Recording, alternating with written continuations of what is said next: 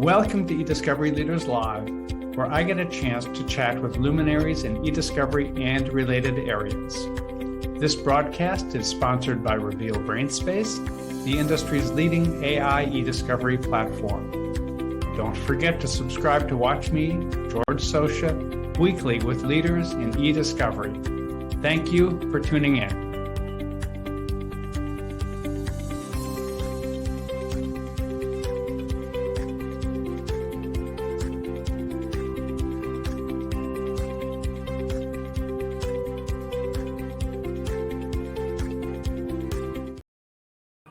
Welcome to eDiscovery Leaders Live, hosted by ACEDS and sponsored by Reveal. I am George Socha. I head up brand awareness at Reveal.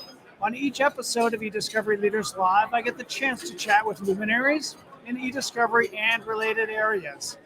This episode, we are broadcasting live from Sydney in Australia at the Legal Innovation and Tech Fest 2023. Past episodes are available on the Reveal website. Go to revealdata.com, select resources, then select eDiscovery Leaders Live. My guest for this episode is Phil Smith. Phil is head of eDiscovery APAC at Ashurst, Advanced of Ashurst. Well, thank you very much for joining us today. Thank you, George. Thank you. I would like to start, as I so often do, by asking you a little bit about yourself. Tell us how you got into this whole world of eDiscovery and what you do today. Well, I have a very unique story in that I fell into eDiscovery unnecessarily. Unlike anybody else, yeah. So I actually started off supporting what it was back then, Ringtail. So I'm much more from a technology background, although studying economics at university.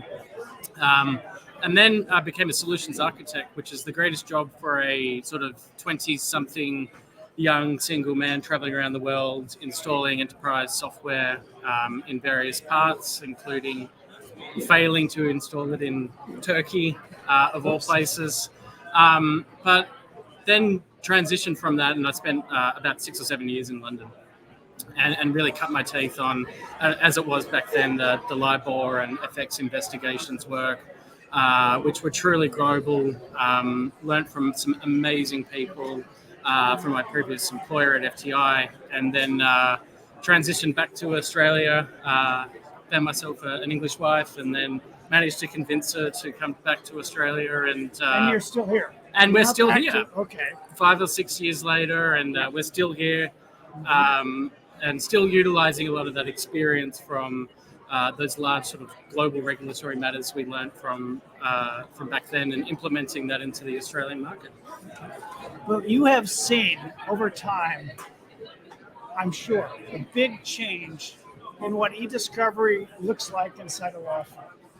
Yeah, so having spent, I guess, the majority of my time in the consulting world, I learned that being at the cutting edge of the technology is sort of one piece of the puzzle. It's that how do you work hand in glove with the legal team, the technology experts, and it's interesting over the years we've seen a change, but also in jurisdictions we saw a change compared to the UK, US model, and Australia. We're very unique in that law firms do a lot of this type of work in-house. So over those years we saw the technology dramatically change. It was a really big thing to have a web-based review tool when I first started. It was. And it was groundbreaking. It had tabs. It was revolutionary back then. And then seeing the transition from early adoption of AI for the review perspective, and now what we're seeing now, which is the not only the proliferation of data, but it's all these new data types that are causing everyone lots of lovely headaches in our world of investigation and regulatory and disputes work. So part of what you mentioned there is a difference in models between, say, the UK and the US and Australia in terms of who does what. Talk more about that. And I'm not going to say which one's better. I'm not going to get into that argument. They're just different. Let's put it that way. Some different is better than others. Some different is better than others, and it's not the model, it's the people, and there's a whole backstory behind that. So tell us about your difference. So whether it's better or not. Yeah. So my different, I see this a lot with my colleague Maxim in the UK. where it's very much an outsourced model. They rely heavily on their service providers to provide to stay up to date with the technology, to be able to scale. I think is really important. That's why a comfort level that they get is the ability that they can give them the smallest matters, but they also the really large behemoth ones of millions and millions and millions of documents, and they can manage that for them. And we see a lot of that sort of global partnership that plays out in the UK and the US, where there is a global one, particularly with the end client. In Australia, it's slightly different. The law firms and the larger law firms tend to do a lot of the e-discovery work in-house, and that's end-to-end. So that might be, I'll say, light touch collections, not the forensic collections, processing right through to workflow, document review, production. A lot of the major law firms sort of do that work in-house, and it creates a really sort of symbiotic process with the legal team, that it's matter after matter working with the same teams, developing really solid workflows, repeatable processes that I think then allow us to scale immensely. So it's not really that concern. Why do you think it developed differently in Australia than, say, the United States? That's a good point. So it may be there's a lot of origins of e-discovery tools in Australia. Ringtail was developed in the four walls of Ashurst, as it used to be Blake Dawson then. So that history has been long-standing, I think. Also, it's a willingness to take chances or develop or try new things and invest in technology. The risk aversion, but I think it really goes back to that sort of long-standing sort of 15 years ago. There's some people that have, and there's lots of people in other parts of the world that have got a long history, but a lot of them are now started off in the law firms, and there's people from KWM that have been in the industry for 20 years. My predecessor, Emma Forbes, 35 years in e-discovery. So I think that long history is probably a big part of that. I have a theory. Yeah, which could be totally half-baked, but it goes. It's got to be better than mine. It goes back to a month that my wife, our kids, and I spent in Australia in 2007. Okay. Yep. We got to see large parts of the country. We never got out to Perth, unfortunately. Yep. But we learned about, and I forget the exact name of the two programs, the Flying Doctors, I think. Oh, yeah. And the School of the Air, where the school was broadcast over the radio. Yes, the remote working sort of, yeah. Well, for education in particular. Yeah, okay. Because it's like hundreds of miles. From one and you can't just jump on a bus and go down to school, And the impression for us was that was all part of a deeply ingrained and developed cultural sense of the need for independence and self-sufficiency, because you're so far apart. Or you're on opposite sides of a continent with not a whole lot of we're quite isolated way down here in the bottom. It feels to me that, and this is again my half-baked theory, that experience with how this continent has developed has an impact on how you all approach things like we discovered there too. That's true. Innate need for self-sufficiency. And we do things a little differently as a process, not just who does the work, but the actual production side of things is very different. The old battle between a PDF and a native is fought, in every legal tech conference in Australia. And I think we may see a change of that because the world's a lot smaller and we're adopting various processes. But it's true, and it's like for many way back when, Australia used to be a leader in telecommunications because we were so big, and we had to be. We've fallen behind in recent years, but that was a driving force for that because we had to figure out a way to deal with this large expanse of land. Right. Yeah. So that's my theory. I think that sounds good. That's better than a well, it's just what we've always done, which is always my worst theory. I hate that. Yeah. But however, wherever it came from, what it's meant is that the firms, especially the larger ones, but maybe large and small, you tell me, are much more self-sufficient, I take it, in how they approach e-discovery. Yeah. And it's interesting that the key people at each of these large firms, we've all been in the industry sort of 16, 20 years. So some of us, like myself, have cut our teeth in consulting firms and then moved in-house into law firms. Most of our team are from ex-consulting firm bases.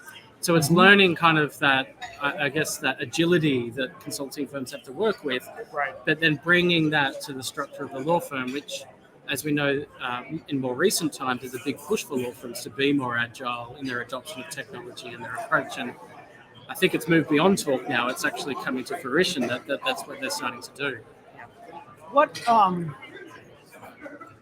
so you talked about the relationship between the law firms and the service providers. Yeah.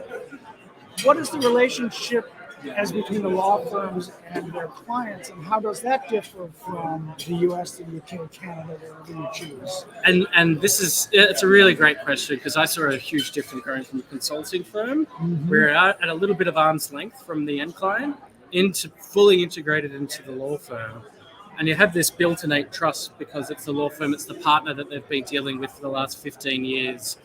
And it's a much easier conversation for, I'll have a senior partner say, this is Phil Smith, he heads up our e-discovery division. Listen to him, he knows what he's talking about.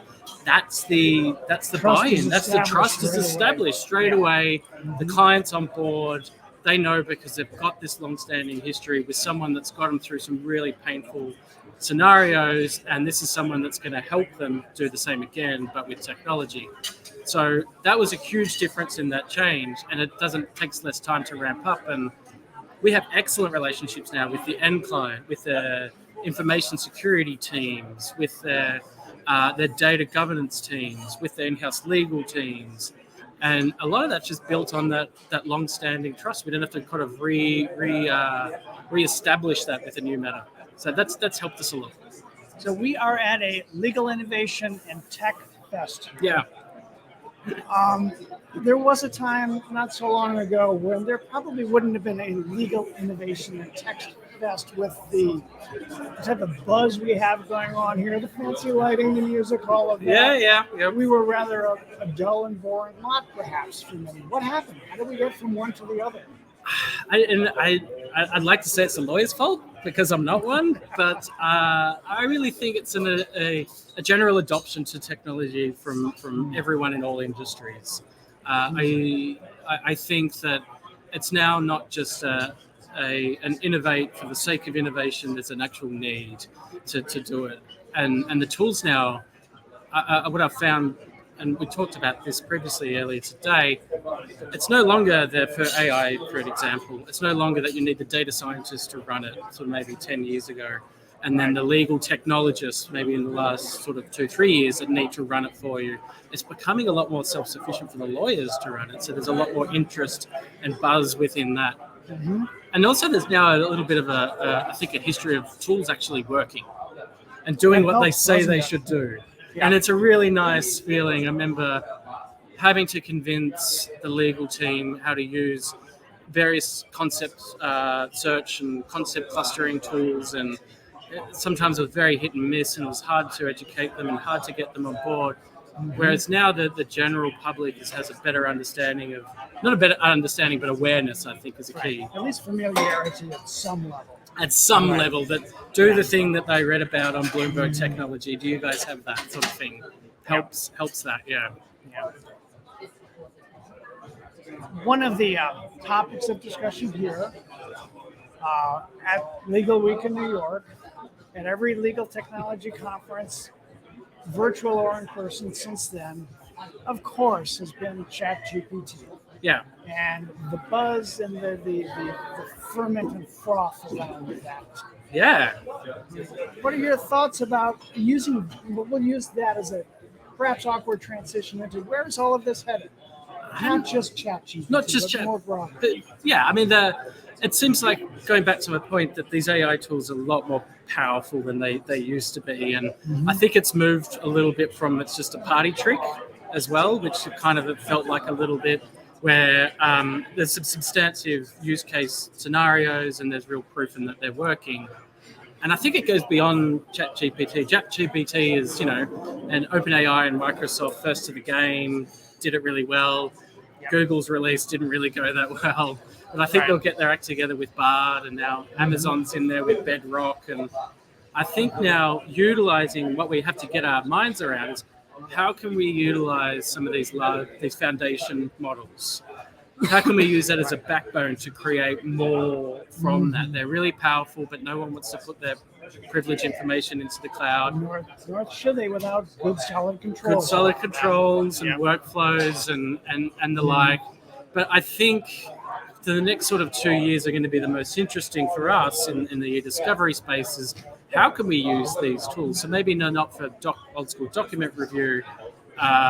Those machine learning tools do a great job, I still think. But maybe it's how do they draft a synopsis of all key documents? How can they put a bit of chronology together? How can they do an overall summary draft to the partner who hasn't looked at a single document during the review process? How can they sort of do witness prep? Like that kind of generative AI, I think, for the purpose of drafting, not for the purpose of finding the answer or the solution. That's a key differentiating point. Is where the superpower is gonna come, and not just with ChatGPT, but with all of these other large tech companies sort of giving us the backbone. And what can we build on that? Why the former and not the latter? Why the drafting but not finding the details and the volume of data? And maybe that's a possibility within that. It's certainly not something we hear about with the use of ChatGPT. No, so they're large language models. Maybe there's other large foundation models that can be determination of relevance. The one thing that they are very good at, though, is you only need a small amount of input of text to get a large amount of information. So from an e-discovery perspective, for our short form messaging, that's super powerful, right? That's chat, that's Teams and Slack, that's text message, which, to be honest, are a nightmare for us to deal with at the moment. Yeah. And maybe that gives us that power of utilizing that and exploring it out. But I'm just skeptical of the black box of finding the key information. This is that problem that has been with us since you first got involved. Yeah, it since is. I first got involved. It's a different black box at any point in time. It is. There's that black box question always, isn't there? And the inability to repeat itself. Right. That, and they're not understanding what's happening inside there. Yeah, and I expect for the who really understands what the Vocal Rabbit model does for Cal, right? Who's really got a full understanding of that. But we confirm that process through illusion samples. We confirm that process through other forms of technology, and the same needs to happen with this new form of technology.